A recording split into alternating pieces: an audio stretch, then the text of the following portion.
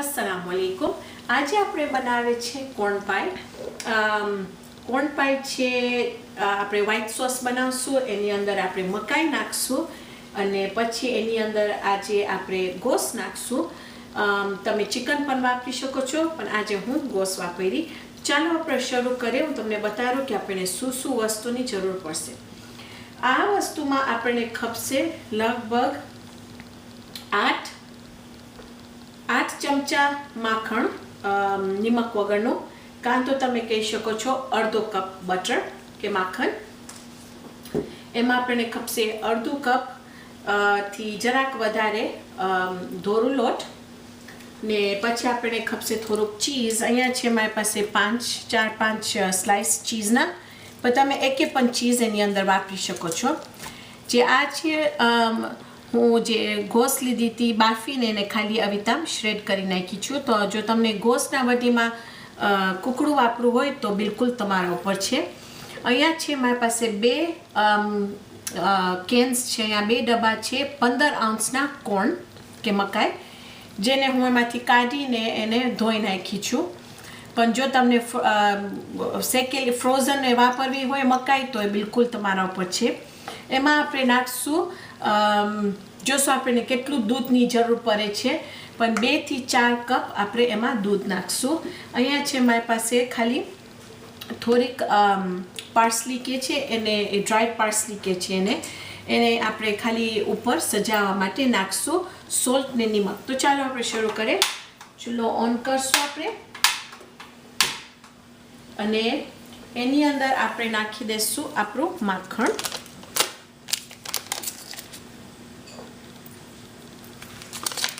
અને તમે આ વસ્તુ વ્હાઈટ સોસ તમે માખણ જો તમને નિમકવાળું વાપરવું હોય તો એ પણ તમે માખણ વાપરી શકો છો નિમકવાળું।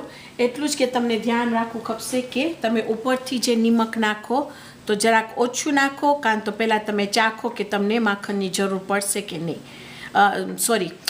નિમકની જરૂર પડશે કે નહીં। આપણે આ ખબરશું કે આ ફાઇન રીતે ઓગળી જાય। આ જે રેસીપી છે એ મારી મમ્મીની રેસીપી છે, એ બહુ બનાવતા હતા આ, ને મારા બચ્ચાઓને એકદમ આ વસ્તુ ભાવે છે। મારે રમઝાનમાં એ પણ આ એકદમ વસ્તુ ફાઇન થાય છે। ને જો તમને ખપતું હોય તો તમે એના ઉપર પણ થોડુંક મોઝરેલા ચીઝ છાંટી શકો છો કે કોઈક બીજું જાતનું ચીઝ છાંટી શકો છો ને ઓવનમાં બેક કરી શકો છો। પણ આ આપણે બેક કરવાની જરૂર નહીં પડે, કારણ કે આજે હું એમાં આ જ ચીઝ નાખીશ કે જે એની અંદર જ સાવ પોચું થઈ જશે। તો ખાલી જરાક જ ખોબરશું કે આપણું બટર ફાઇન રીતે એક વખત મેલ્ટ થઈ જાય। અને આ જે છે ગોશ, એને હું ખાલી લસણ આદું નિમક ને મરીમાં બાફી નાખી હતી ને પછી એને ખાલી હાથેથી શ્રેડ કરી નાખી છું।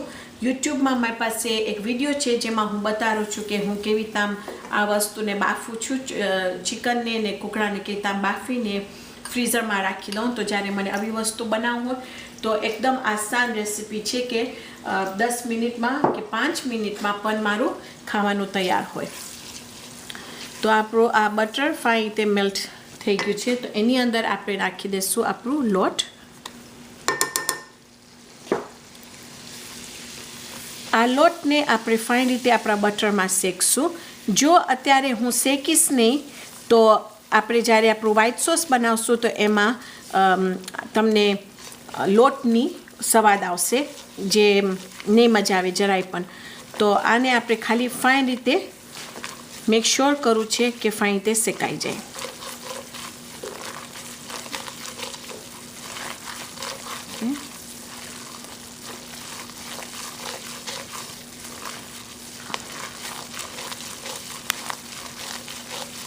આ વસ્તુ એકદમ ફાઇન લાગે છે, કારણ કે તમે જો કોઈના ઘરે પણ કાંઈ લઈ જવાનું હોય કે પિકનિકમાં ક્રોકપોટમાં નાખીને પણ એકદમ મજા આવે છે। ખાસ કરીને તો વિન્ટર કે ઠંડીના મોસમમાં આ વસ્તુ એકદમ મજા આવે ખાવાની। આના સાથે જો તમે થોડુંક ગાર્લિક બ્રેડ કે લસણવાળું બ્રેડ આવે છે જે તમે એના સાથે ખાઈ શકો છો, તો એકદમ ફાઇન લાગે છે અને બચ્ચાઓને આ વસ્તુ બહુ જ ભાવે છે ખાવું.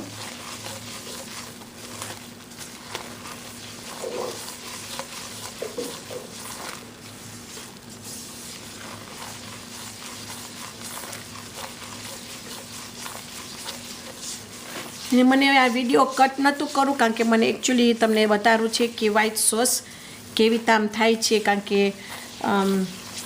કે કેટલું શેકાવું ખપે છે લોટ. ને એટલું જ આપણે શેકાવું છે કે જેટલું થોડુંક બદામી કલર થઈ જાય ને એકદમ ફાઇન સુગંધ આવવા માંડશે. એકદમ સરસ સુગંધ આવે છે હમણાં કે આપણને ખબર છે કે આપણું લોટ ફાઇન રીતે શેકાનું છે. હવે જો મારું આપણે લોટ જો એમાં વધારે નાખ્યા હોત ને જરા ગાંઠા ગાંઠા થઈ ગયું હોત તો જ્યારે હું એમાં દૂધ નાખત તો આપણને વિસ્કની જરૂર પડત. પણ કારણ કે હમણાં આપણું લોટ આ મિક્સચર આપણું પાંખું છે તો આપણને વિસ્કની મને નથી લાગતું કે વિસ્કની જરૂર પડશે. ઓકે, તો તમે જુઓ તો હમણાં આપણું મિક્સચર ફાઇન બદામી કલર થઈ ગયું છે. એની અંદર હવે આપણે નાખી દઈશું આસ્તેથી આપણું દૂધ.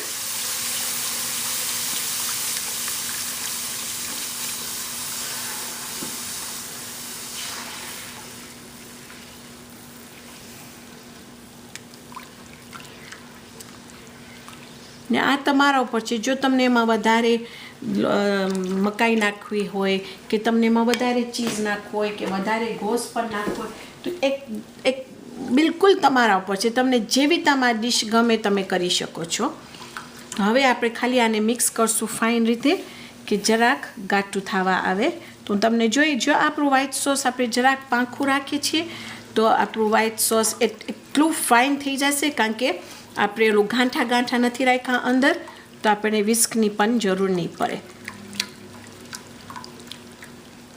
ને મારો ચૂલો હાઈ ઉપર છે તો હમણાં જ ગાઢું થવા આવશે આપણું વ્હાઈટ સોસ. ને આ વ્હાઈટ સોસ એક વસ્તુ છે કે જે ઘણી બધી વસ્તુ આપણે ફેરોચીની અલ્ફ્રેડો છે, ઘણી બધી વસ્તુ વ્હાઈટ સોસથી બને છે.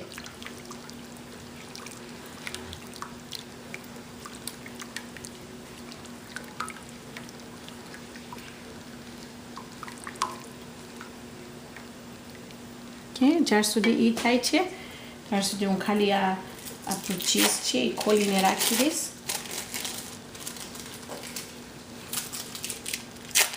આની અંદર તમને જો તીખું ચીઝ આવે છે શું કે છે ને મારી પાસે છે ફ્રીજમાં પણ મને યાદ નથી આવતું હમણાં, પેપર જેક ચીઝ કે છે ને એ નાખો તો એ એકદમ સરસ લાગે છે. એમ થોડું તીખું લાગશે તમને તો એ એકદમ એનો સ્વાદ બહુ જ ફાઇન લાગે છે.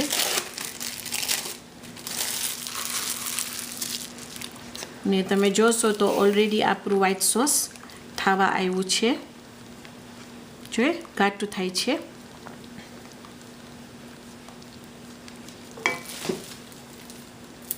અને હું થોડુંક લઈ આવીશ મારી પાસે છે હમણાં પેપર જેક ચીઝ અહીં ફ્રીજમાં.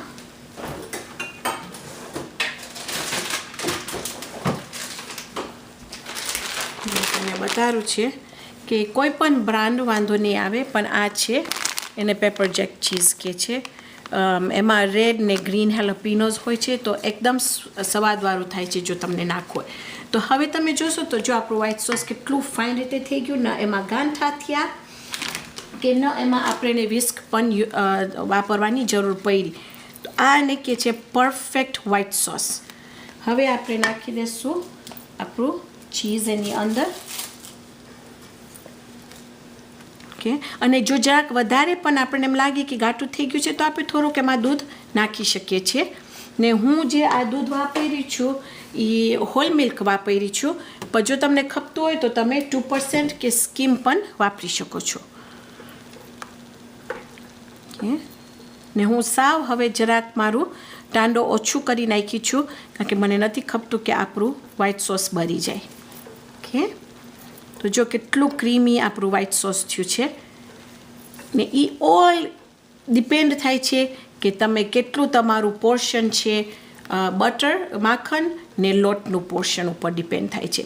જો લોટ તમારું વધારે હશે તો એકદમ ગાંઠા થઈ જશે એની અંદર, ને પછી ગાંઠા રિલીઝ કરવા માટે થોડુંક મુશ્કેલ છે.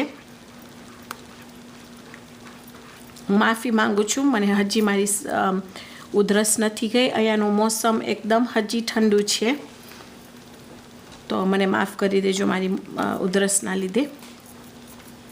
ઓકે,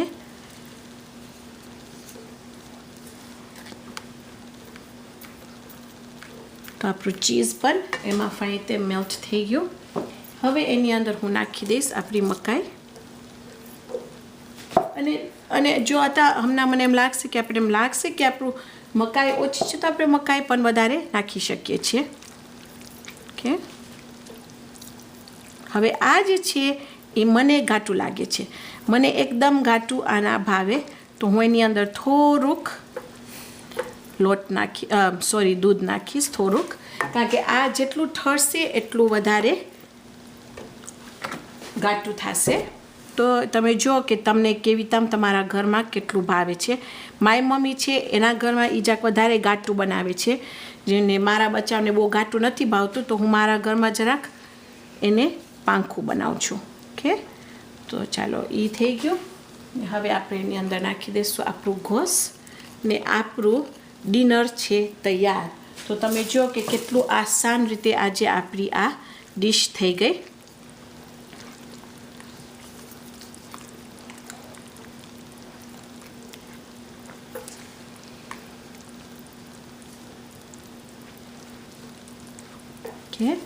હવે આપણે ખાલી થોડુંક એમાં નાખશું આપણું નિમક. એમાં આપણે નાખશું આપણી મરી. હવે તમે ધોરી મરી આમાં નાખી શકો છો, પણ મને એકચ્યુઅલી ગમે કે આમ દેખાય કે એમાં કાળી મરી નાખ્યા છે. તો બિલકુલ તમારા ઉપર છે કે જેમ તમને ગમે એવું. ઓકે, ચાલો આ તૈયાર છે આપણું.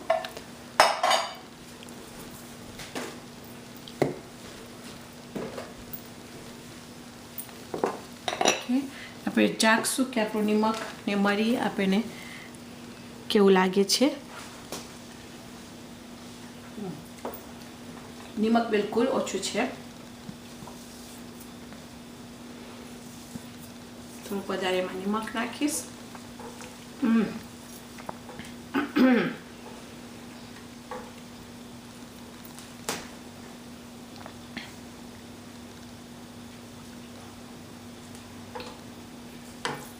હજી થોડુંક.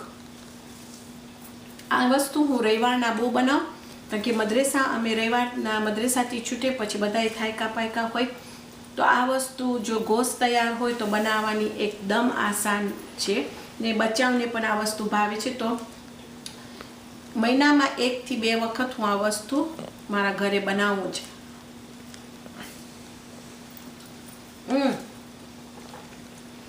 વ્હાઈટ સોસ એટલું સિલ્કી, આમ એટલું ફાઇન સોફ્ટ થયું છે, એમાં કંઈ ગાંઠા નથી, આમ સ્મૂધ બહુ જ ફાઇન થયું છે. ને એકચ્યુઅલી તમારું વ્હાઈટ સોસ ફાઇન થશે તો તમારી ડીશ પણ એકદમ સરસ થશે. હવે મેં તમને બતાવ્યું છે કે કેવી રીતે હું કરીશ.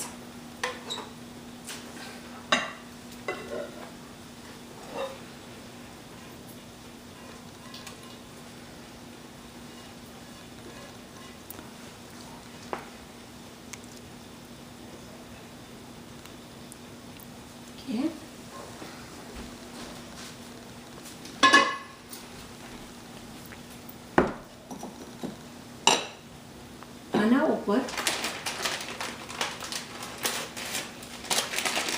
આપણે લેશું થોડુંક આપણું ચીઝ.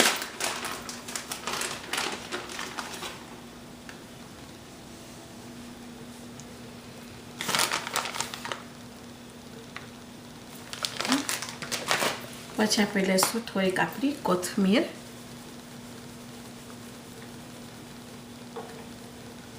અને જો તમને એના ઉપર હજી ફાઇન રીતે ઓલું કંઈક લાલ નાખવું હોય તો તમે એના પર પેપ્રિકા પણ છાંટી શકો છો. ને મને મરી તો આમાં બહુ જ ગમે છે, તો હું એની અંદર થોડીક એના ઉપરથી મરી છાંટીશ. તો ચાલો આજે આપણે આપણું બનાવ્યા કોર્ન પાય જે છે મકાઈનું ડિશ. તો ઇન્શાલ્લાહ આજે તમને આ વસ્તુ બનાવશો તમને એટલું જ ભાવશે ને તમારા બચ્ચાને પણ એટલું જ સ્વાદિષ્ટ લાગશે.